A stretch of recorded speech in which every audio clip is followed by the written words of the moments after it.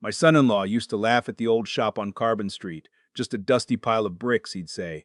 Why does an old man hang on to junk like that? I let him laugh. I let him think it was nothing. Because the day a man tells you what he thinks is worthless is the day he tells you exactly where he isn't looking. And for 3 years, I needed him not to look. Before I take you all the way through what happened in that shop and what I found out about the man my daughter married, do me a small favor. If a story about a father who refused to lose his little girl means something to you, hit that like button and subscribe so these stories keep finding the people who need them. And tell me down in the comments, where in the world are you listening from tonight? I read every single one. One thing before we go on, this comes from real life, but I've changed names and a few details because some of the people in it are still healing and they deserve their privacy. Now let me tell you how it started. My name's Edgar. I'm 67 and I've spent my whole life in Cleveland, Ohio. The kind of town where the winters get into your bones and people still wave at you from their porches whether they know you or not. I ran a machine shop for 31 years before I sold the business and kept the building. My hands are ruined from it. Cold mornings I can't make a fist till the coffee's done, but those hands raised a daughter alone after I lost my wife, and I'd ruin them 10 times over for that. Marjorie passed 14 years ago, pancreatic. 3 months from the diagnosis to the funeral, and in those 3 months that woman did more planning than most people do in a lifetime. I used to think she was being morbid, sitting up in that hospital bed with a legal pad, calling lawyers, making me promise things I didn't understand. Protect her with paper, she kept telling me. Not with your temper, Edgar. Not with your mouth. With paper that holds up when you're not in the room. I'd nod and squeeze her hand and figure it was the medication talking. It wasn't. She saw something coming that I was too proud or too stupid to see for myself. My daughter's name is Heather. She just turned 33. She's got her mother's laugh and her mother's worst habit. She looks for the good in people the way some folks look for change in the couch cushions, and she always thinks she's found it. Even when the evidence is screaming at her. Especially then. 3 years ago, she married a man named Trevor Crane. I knew at the wedding. God help me, I knew, and I said nothing. It was a beautiful day. Cream-colored tent out at a vineyard near Geneva, string lights, a four-piece band, her and her mother's veil. I gave a toast. People cried at the right parts. I shook the man's hand and called him son, and meant about a tenth of it, because the whole time I was watching the way he looked at her. A husband looks at his wife like he can't believe his luck. Trevor looked at Heather the way I used to look at a job worth a lot of money. Calculating, satisfied, already counting. Like she was an account he'd opened. I didn't have proof of anything, just a feeling in my gut that I've learned, over 67 years, not to argue with. So I did the only thing I knew how to do. I got quiet and I got ready. That shop on Carbon Street, the one Trevor called junk, I never sold it because Marjorie told me not to. After she died, I had a fireproof floor safe poured into the concrete in the back office, behind a workbench so old and greasy nobody would think twice about it. And inside that safe, I kept everything that actually mattered. Her jewelry, the good pieces, the ones with her mother in them. The deed to my house, in my name, clean, not joint with anyone. The papers for an irrevocable trust Marjorie and I set up the year before she got sick, with Heather as the sole beneficiary. A trust that owns my investments and is walled off from any husband, any divorce, any creditor by design. A life insurance policy, $2 million, payable into that trust and not to any single person who could be talked into signing it over. The prenuptial agreement Heather signed 3 days before her wedding, which Trevor still doesn't know exists, because her mother made her promise on her deathbed she'd keep that one piece of armor on no matter who she married. And one more thing, a journal. Plain brown leather, the kind you buy at a drugstore. I started writing in it about 18 months into their marriage, the night I drove home from a dinner at their place and couldn't stop my hands from shaking on the wheel. Let me tell you about that dinner, because that's where the rot first showed. Heather had cooked. She'd always been a good cook, learned it from her mother, used to hum while she did it. That night she didn't hum. She set a plate down in front of Trevor, and he looked at it like she'd insulted him. Said something quiet I didn't catch, and I watched my daughter, my smart, funny, stubborn daughter, flinch and apologize. Apologize for the food. Then she looked at me fast to see if I'd noticed, and when she saw that I had, the look on her face wasn't relief, it was fear. She was afraid of what I might say. She was protecting him from me. That's when I understood it was already deep. I started writing things down that night. Dates, exact words.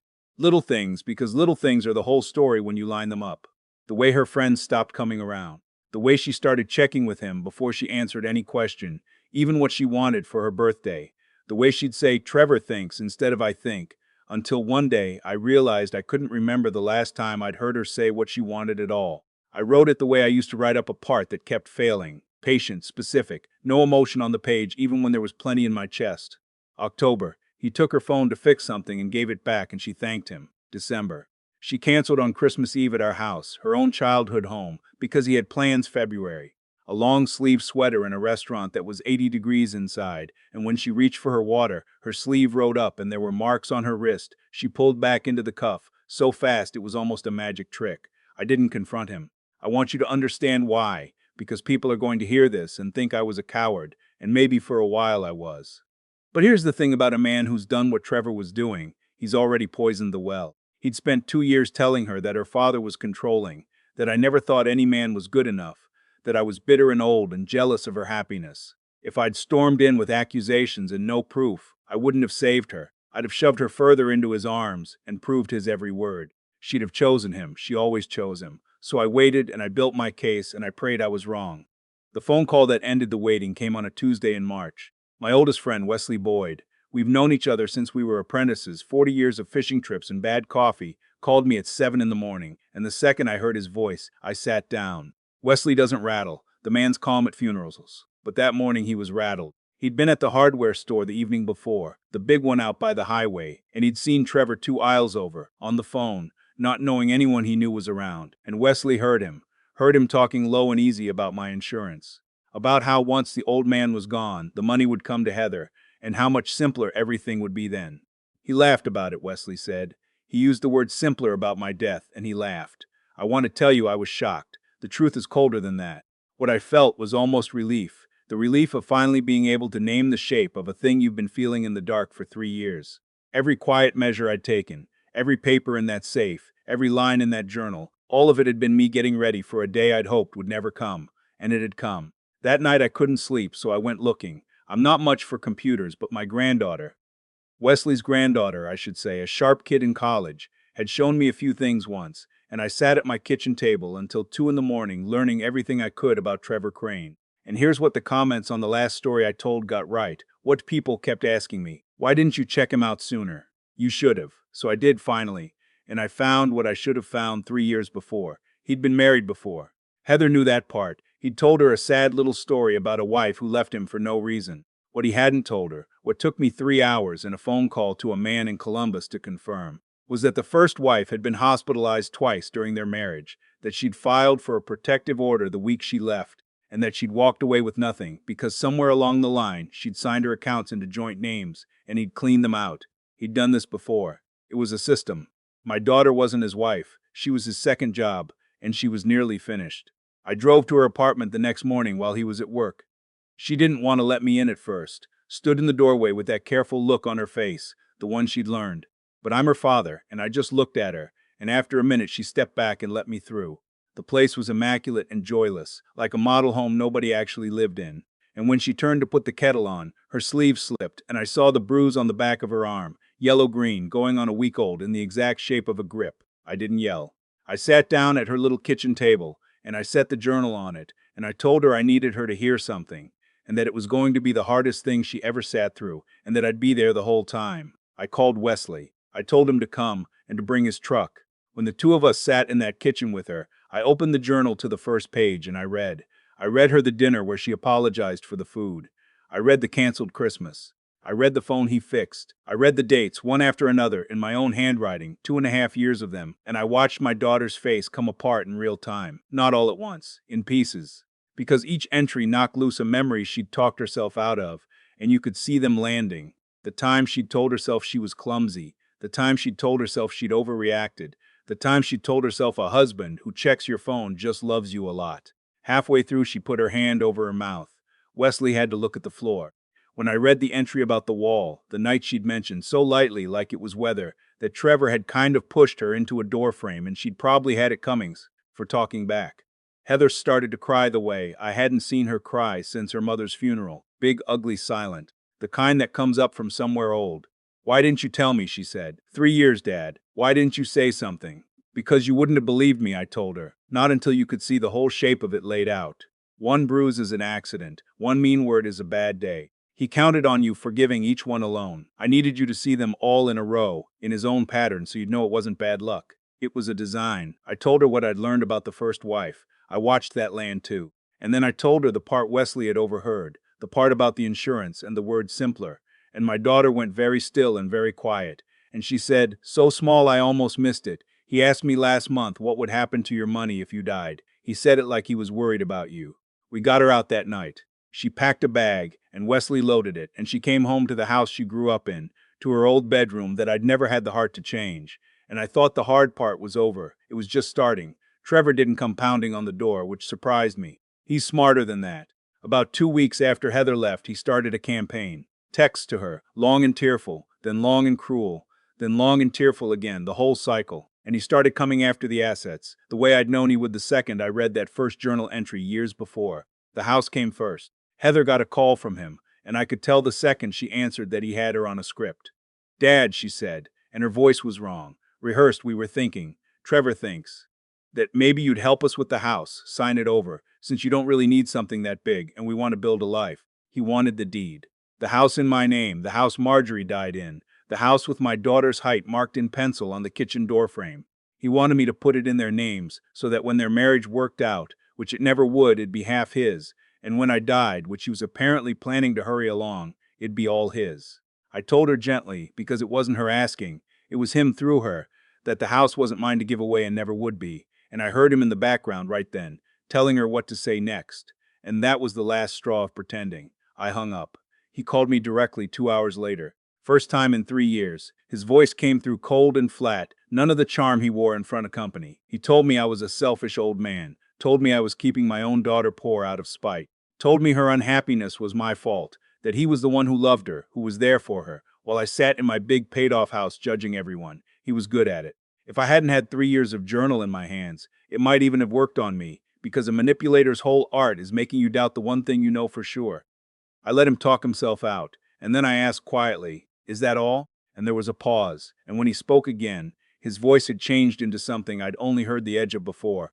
He said I needed to understand that he wasn't going anywhere, that Heather was his, that the house should be theirs, and that I'd be wise not to make things hard, because hard things have a way of going wrong for stubborn old men who live alone. He threatened me, on the phone, and I just said, all right, Trevor, and hung up, and then I sat in my kitchen for a long time, and I knew the documenting was over and something else had begun.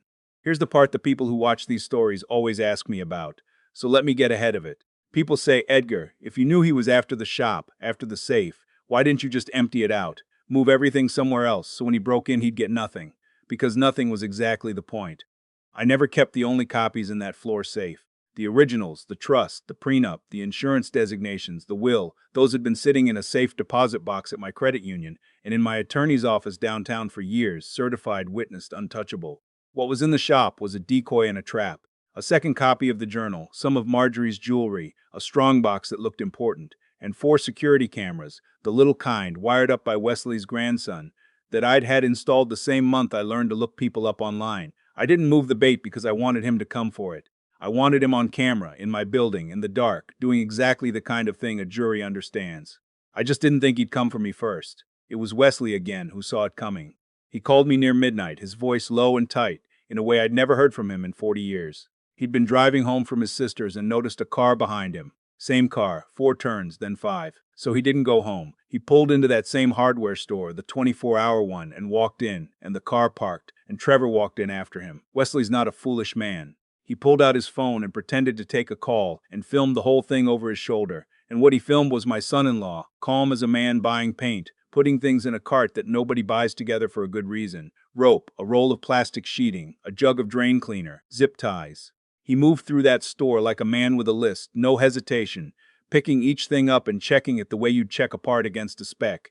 He never even saw Wesley standing there filming, because Trevor had stopped imagining anyone was watching him a long time ago. That was always his weakness. He was so sure he was the smartest man in every room that he stopped checking the corners.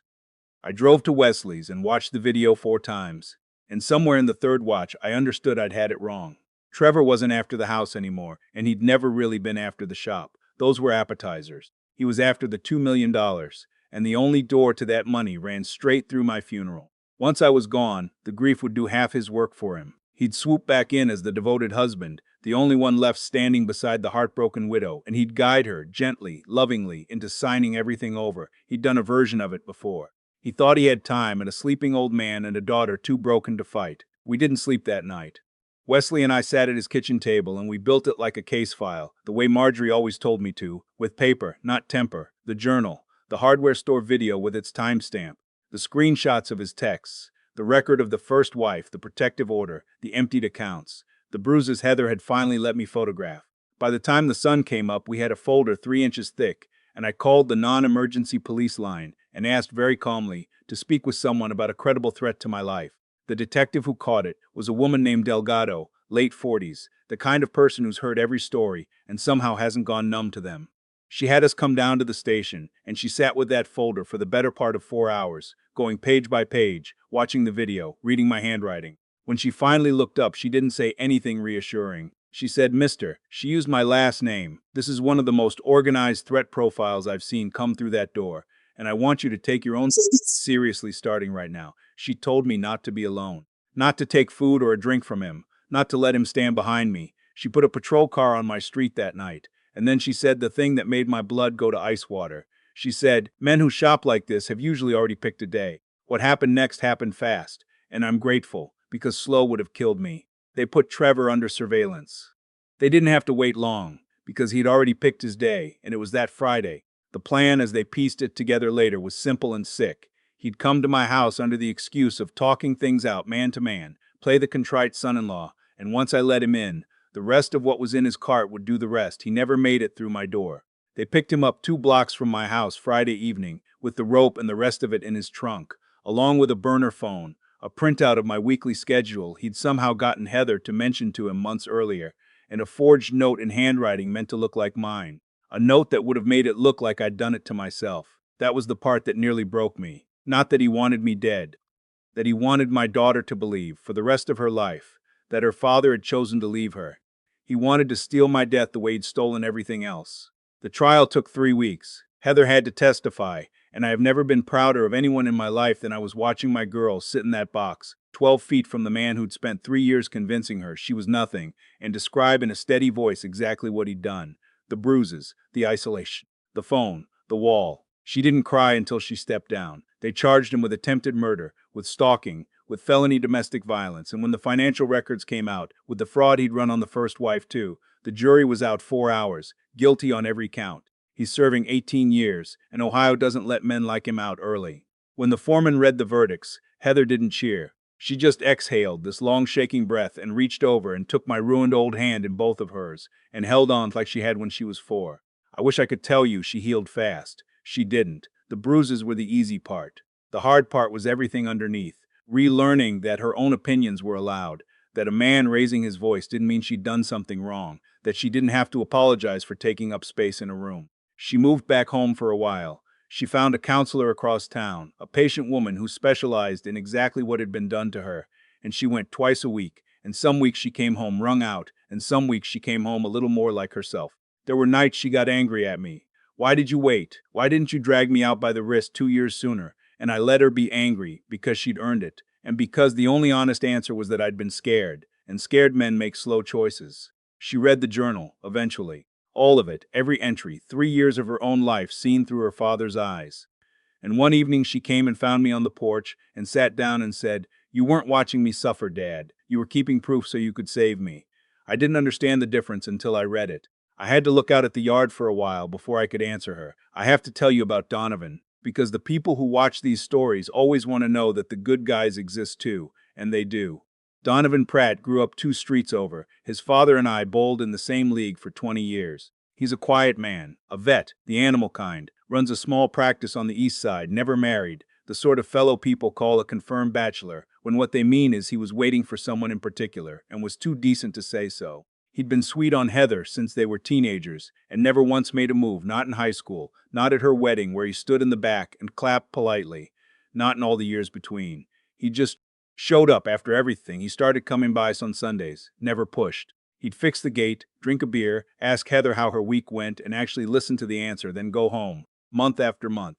It was almost a year before she came to me in the kitchen one afternoon, blushing like she was 16, and asked if I'd think it was crazy, if I'd think it was too soon, if she asked Donovan to dinner, a real dinner. And I told her the truth, that I'd been watching that man wait for her, patiently, for the better part of 30 years, and that a love that waits without taking is the only kind worth having, and that her mother would have liked him very much. They take it slow. He's never once raised his voice in my house, and he never will. When she makes a decision he doesn't agree with, he says so plainly and then he respects it, and I watch my daughter make choices in front of him without checking his face first. And every time I see it, something in my chest that's been clenched for years lets go a little more. We went back to the shop on Carbon Street together, the two of us, on a Saturday in spring.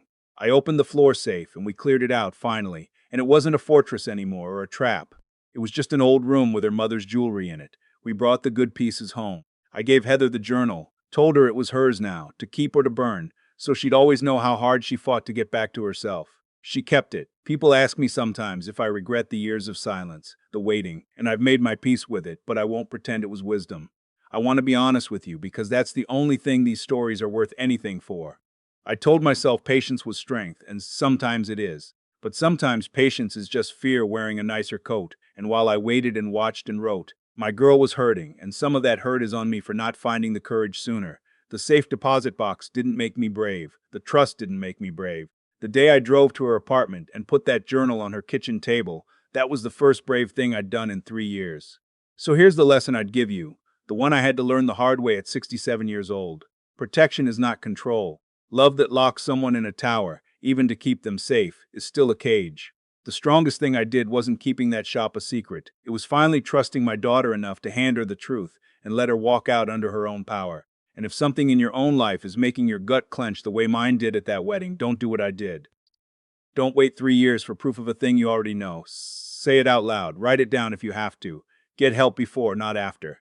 Clarity is worth more than pride, and it's a great deal cheaper than regret. My daughter is safe. She laughs again. The real laugh, her mother's laugh. There's a good man fixing my gate on Sundays. And out in that old shop on Carbon Street, there's nothing hidden anymore. Just an empty safe and a clean floor. And the truth finally out in the open, where it always should have been.